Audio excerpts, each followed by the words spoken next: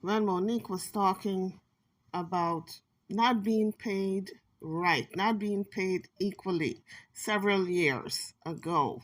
People were looking at her like if she was crazy. She was blackballed, she was blacklisted, she was put on a shelf.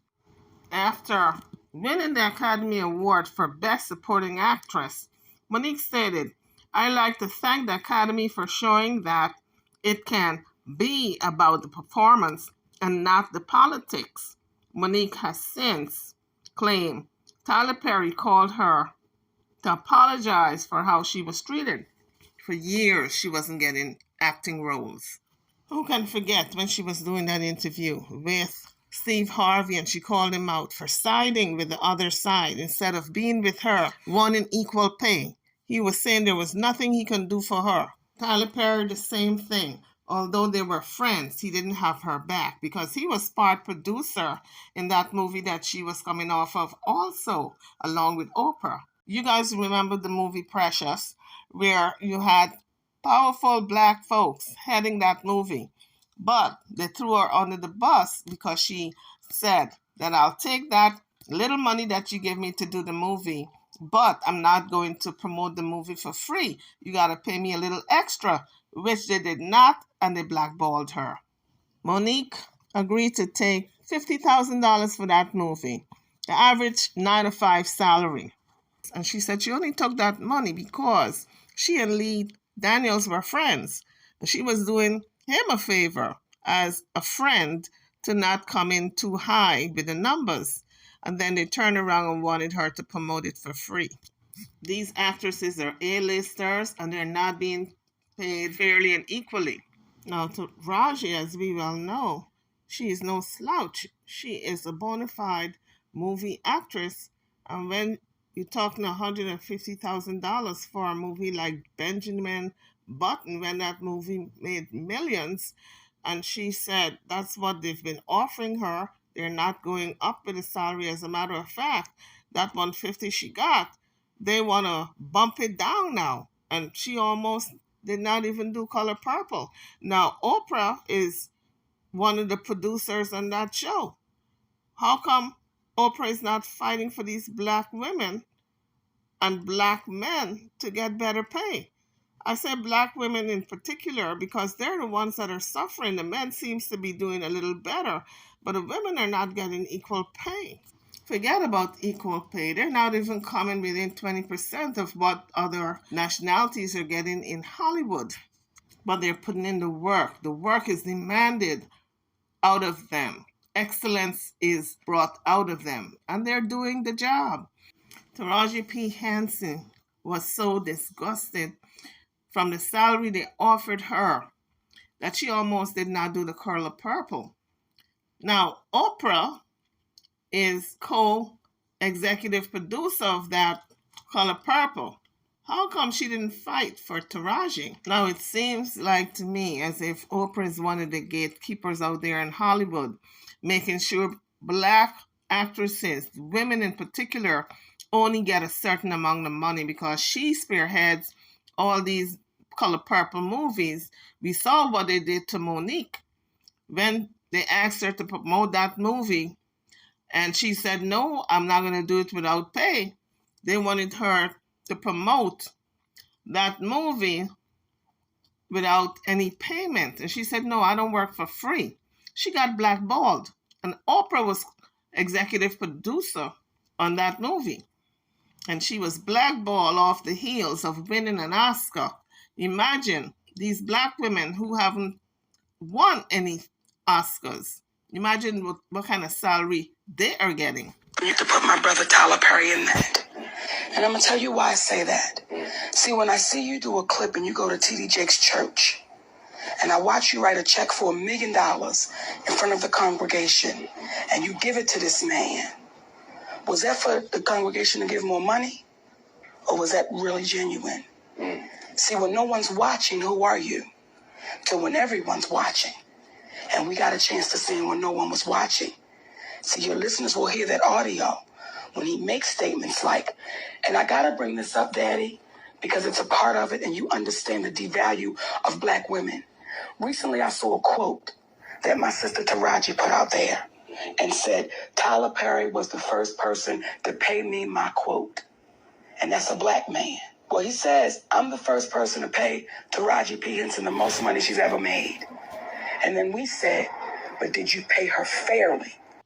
Exactly. The point that Monique is making is Taraji may have wanted $500,000, but was that really fair when other people in the same category, other actresses that are not of brown skin, are making $2, $3, and $4 million for the same type of movie, and the movie is grossing millions because Taraji is bringing in the numbers? Was that fair? Even if she wanted $500,000, pay Taraji P Henson the most money she's ever made, and then we said, but did you pay her fairly?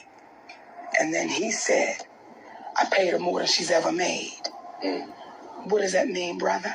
When you go and buy Tiffany Haddish a car, see, if we remember the movie Cadillac Records, I'll keep buying you a car, but I won't give you what you're worth.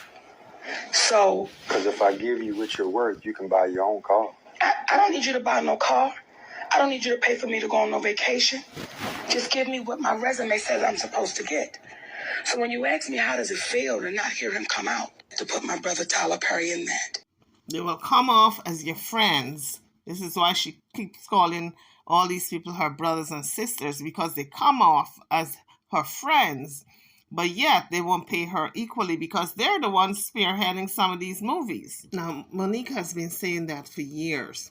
There is unequal pay among black actresses. Now, when Taraji recently came out and said the same thing, and she was almost in tears, actually she was crying, and she said she almost didn't do The Color Purple. I thought I was listening to Monique actually, because she was saying the exact same thing. Y'all know I've been doing this a while. And I've been on productions where I've been the only black person, the only female, and I needed things, and I didn't have anybody I could call. I just had to bite the bullet, and I had to show up every day with grace, and I had to do my job. It's happened more times than you would ever know. So to be in this position, that's why I tell y'all, this is special. This is special. This doesn't happen often. It's the thing about black women, they don't hear our tears. I think in that moment, she was lashing out at Oprah without calling her name. But we all know who she was talking about. They don't hear our pain. That goes on in Hollywood. It goes on more often than you know. So when you see a black woman show up on the screen, know that she had to work quadruple hard, or whatever the word is, than her counterparts. Know that she's getting paid just a fraction of what her counterparts are getting paid. And we do it with grace each and every time. We show up and give it our all. Please take that into consideration. So thank you for everything you fought for us and stood up for us. Now, that particular statement was walking the dog back, because we know the movie was about to come out, The Color Purple, and she had to take back some of her statements. I'm sure the studio told her, you're going to hurt the movie by saying that you're not getting paid equally, throwing Oprah under the bus. So she had to really retract that and say, thank you, Oprah, for what you did for us, which I believe she was talking about Oprah in that instance. And we all know, in all honesty, Oprah didn't do a damn thing, because she was one of the executive producers.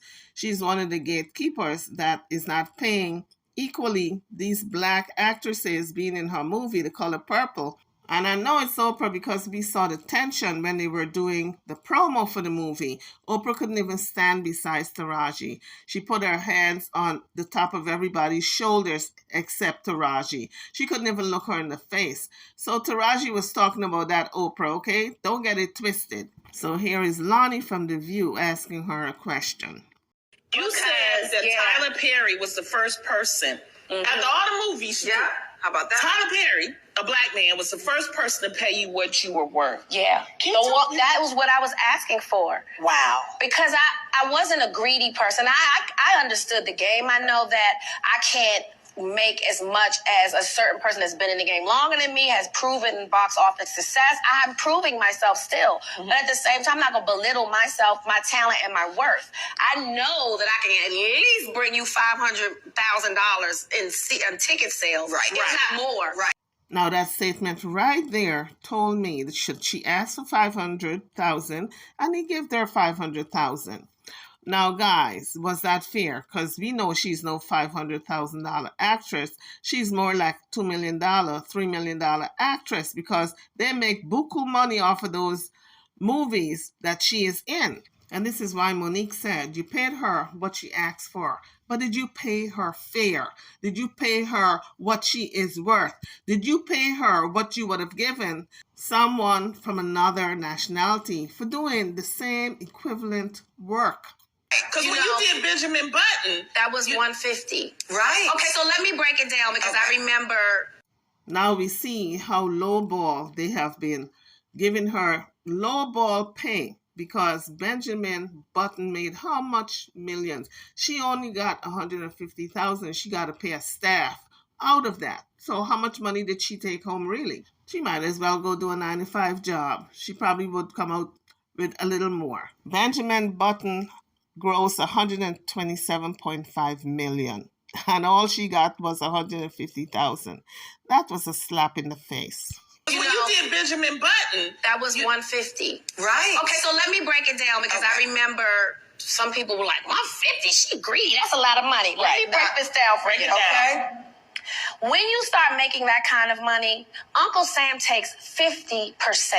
So let's do the math. We're going to act like this romper room. You know, they give you, so they let you compute it for a second. So that leaves me with 75 now, right? Yep. Then I have to pay another 30% to my team who did all the work to get me that job. Yes. So I don't pay them 30% of the 75. No. I pay them 30% of the 150 that comes out of my 75. So what does that compute to? Okay, so let's break it down like this. You have 12 months in a year to make your money, right? If you do a film for 5 months, that takes you off the market for anything else to earn any other kind of coin until you're done with that show. So we all know how much she made, $150,000. It's not a secret now. Brad Pitt was in that movie. How much y'all think he got? 1 million? 2 million? Keep guessing. Go up. Don't go down. Go up. 5 million? 6 million? Keep going.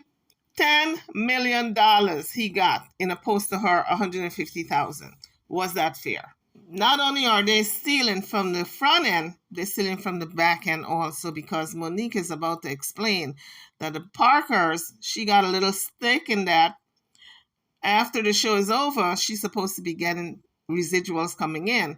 They're trying to convince her that they ain't making no money. That's why she's not getting any money. Let's take a listen. Thomas Vaughn and I did a show called The Parkers. The Parkers has now been on air for 24 years. And they're trying to convince us, through our ownership of the show, that we made absolutely no money. And it's baffling, being that when you have a conversation with the executive producers, and they allude to the fact that the show in its entirety, 5 years, was made for under $70 million. It went out of production in 2004, but by 2009, we see profit participation statements that show the program made over $700 million, but yet was in a close to $1 billion, if not $1 billion deficit. So what we're asking you, CBS, is can you please treat these two black women fairly?